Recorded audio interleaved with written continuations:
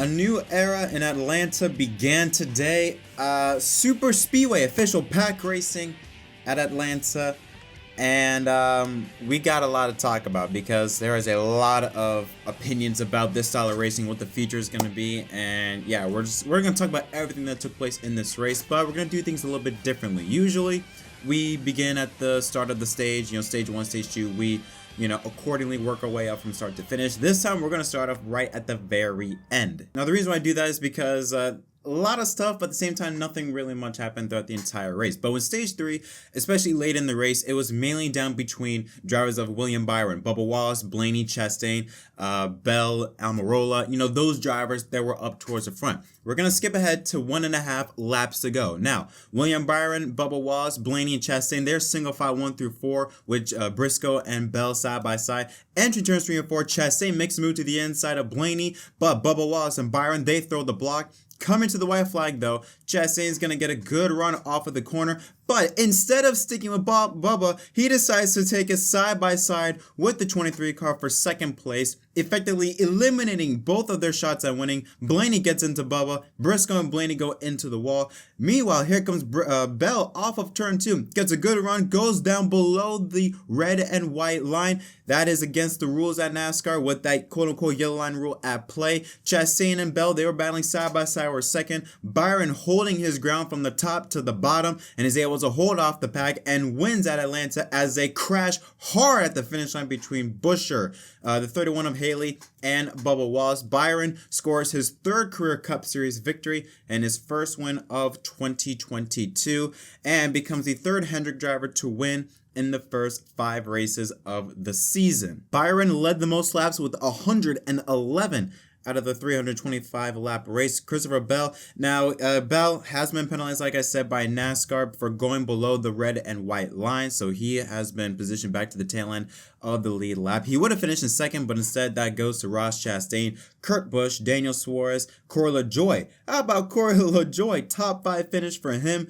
Chase Elliott, Chris Buescher, Martin Truex Jr., Joe Logano, and Alex Bowman, the top 10. Justin Haley, even though he crashed, still finishes in 11th place. Brad Keselowski, Bubba Wallace, Eric Jones, Chase Briscoe, Josh Bilicki, Ryan Blaney, David Reagan, BJ McLeod, and Greg Biffle. Kevin Harvick, Eric Almirola, Michael McDowell, Harrison Burton. Christopher Bell would finish in the 24th position. Michael McDowell, Harrison Burton, Cody Ware, Todd Gilliland, Tyler Reddick, Denny Hamlin, and Kyle Larson. And then Ricky Stenhouse Jr., Austin Cindric, Kyle Busch, Colt Custer, Austin Dillon, Ty Dillon, and Noah Gragson round out the field. Now, how did we get to this point? Why were so many of these guys multiple laps down? Guys like Larson, guys like Hamlin? Well, there was a lot of crashes in this race today. There was the most amount of crashes, I believe, in Atlanta history at the very least in a long time. In fact, actually, there were 12 cautions in this race, which is the 2nd most amount of cautions in the history of the Atlanta Motor Speedway.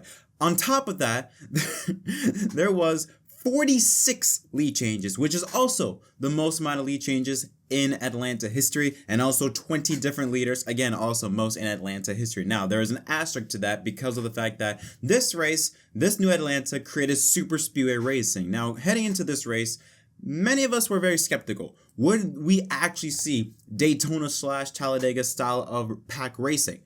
Well, we did. We actually did see that. This was exactly what NASCAR wanted to see happen with the 550 horsepower package. Remember back in 2019 and 2021 that failed miserably?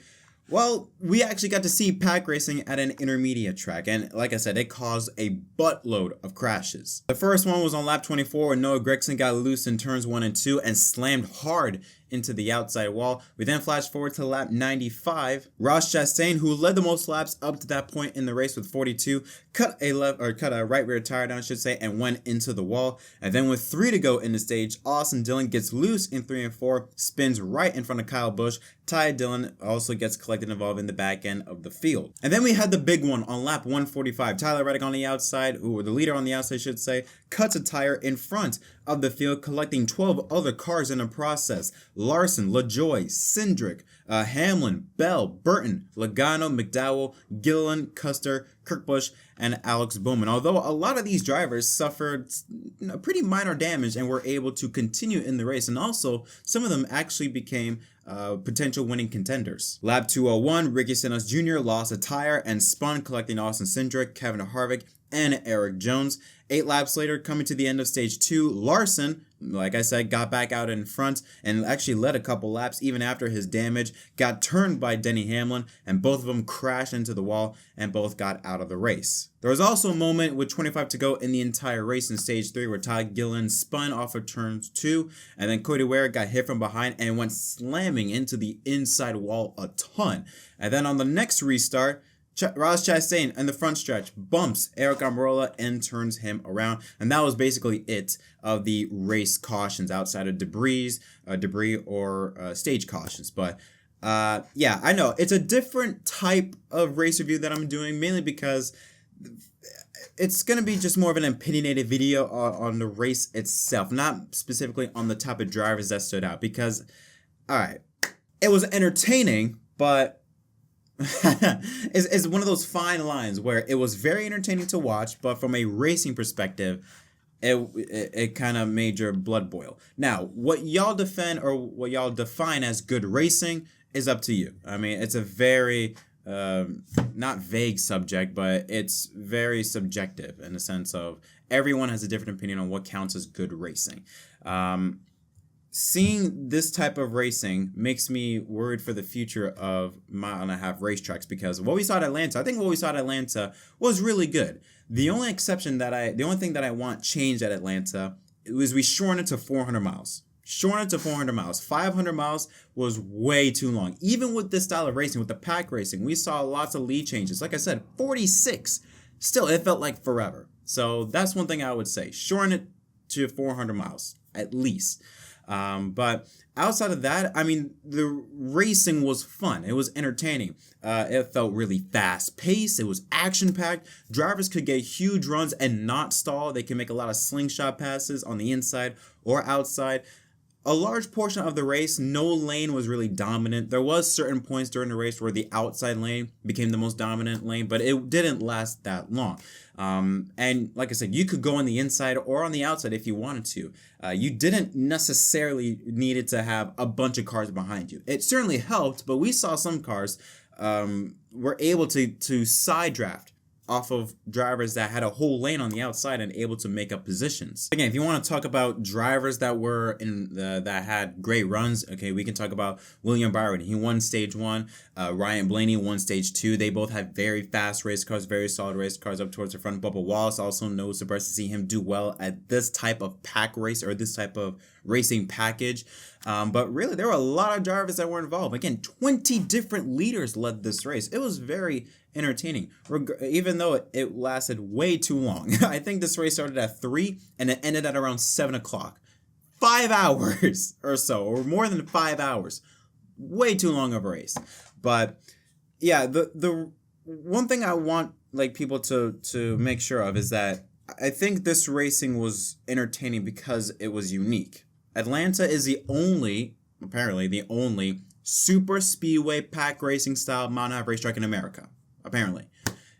What I don't want to see is, let's say future racetracks get repaved, they will look at Atlanta and try to do the same thing, to create super speedway racing by upping the banking with fresh new asphalt, and basically create more Daytona Talladega replicas, which I think is something we should not do. I think personally, we currently have 6 pack racing style events in the schedule. I think that's way too much in my opinion. 4 was fine. 4 was good. 6, we're pushing it just a tad bit. We're pushing it just a little bit. I would like to see this race, again, go 100 miles less and only go back to 1 race per schedule. I don't think we need 2 races of this type of racing at Atlanta. I think 1 time of the year is enough. And if we're talking about from entertainment, and this is the difference. This is where I think we're going to see a lot of people have a divide. There are a lot of people that don't like this style of racing because they don't like pack racing in general. It's less strategic and more of surviving to the end.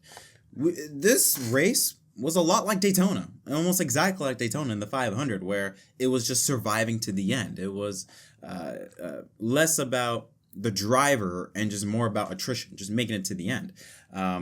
So in a sense, it has truly become a super speedway. So we need to change it from Atlanta Motor Speedway to Atlanta Super Speedway. Now, a lot of people might say, was it worth it to have this type of transition? And I think it was. I think SMI, they did what they wanted to achieve. They excelled at. They wanted to create a super speedway race. They got it. It brought in a lot of hype. The crowd was the most packed I've ever seen at Atlanta in years. And that's, I think, the most important thing that we need to point out about that. That's why they did this. That's why they created a super speedway type of feel. If this were to just get a repave, more than likely, it would have been just one lane, just on the inside, right down to the white line. That was it. And there'd be very little passes, and it'd be an extremely boring race. At least this type of racing made it unpredictable. It made it unique. And clearly the fans enjoyed it. That's why it looked sold out almost. It looked nearly sold out. So I understand why people may be frustrated by this style of racing. But at the end of the day, the fans showed up. I mean, apparently, according to Mike Joy, after practice on Saturday, ticket sales spiked up tremendously based on what they saw in practice on Saturday. I think if we had the typical repave mile and a half style of racing that we've seen play out with Kentucky and other racetracks, I'm forgetting. I think Kansas in 2012 maybe. If we were to go back to those style of repave, or Texas 2017, we would go back to those style of repaves on mile and a half tracks, one groove, more than likely, not even half of the crowd would have showed up, or at least from what we saw today.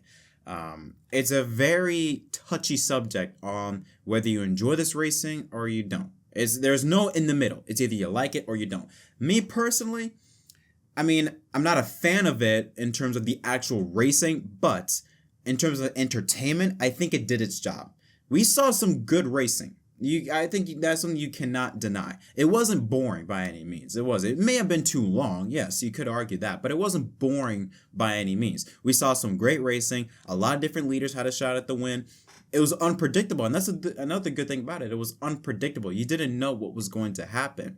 So I think a lot of good things came out of this race. However, I am a bit skeptical about the future of what the future looks like of mile and a half racetracks based on what we saw at Atlanta. Let's say hypothetically, let's say Chicagoland comes back. Chicagoland's age is 21 years old. It doesn't have much life in its track cycle left. If it repaves, is it going to be like Atlanta? What about the other racetracks? Are they going to repave and reconfigure like Atlanta? That's my worry of. This should only stay at Atlanta. This style of racing should only stay at Atlanta. That's what makes it unique. If you start replicating that, you then just diminish that specialty of pack racing, and it is no longer going to become entertaining anymore because you expect it every week. But yeah, all I gotta say simply to wrap things up, I was happy with the racing. I thought it was very entertaining, very fun to watch. It would have been a lot better than just a simple repave. It would have been 100 times better than just a simple repave and just one lane racing and maybe 2 lead changes. So at least you can say that it wasn't boring. That's all I gotta say. Again, whether you like the style of racing or not, it's all up to you. It's every person has a different story. But again, I do not want to see this type of racing though at other intermediate tracks. Keep it at Atlanta. If you're gonna have that style of racing, keep it at Atlanta. Keep it special. We don't need to see replicated at every mile and a half racetrack. That's just my word. That especially SMI, since SMI owns a lot of the mile and a half racetracks like Charlotte, like Kentucky, like Texas. Well, Texas, never mind. Texas, they need it. But all the other racetracks, don't touch it. All right? Leave it as it is. Oh, yeah, one more thing. Fox, please stop putting the camera on kids. Like, this entire weekend, they put way too much focus on the kids. 1 or 2 times, fine. 20 times, okay. I don't know who's on the camera, but I believe Jason Jacoby and Joseph Lombard are behind the cameras behind all of this. There's way too much focus on kids. But yeah, that is going to conclude this episode of MDK Racing Victory Stop. If y'all enjoyed this video, tell me in the comment section down below. What are your thoughts from this race? Did you like it? Did you not? Especially because of how divisive Atlanta is nowadays. I'm very, very intrigued to hear what y'all think about this race. But until next time, my name is Jet from MDK. Don't forget to leave a like and subscribe for more content. And congratulations to William Byron, your winner at Atlanta.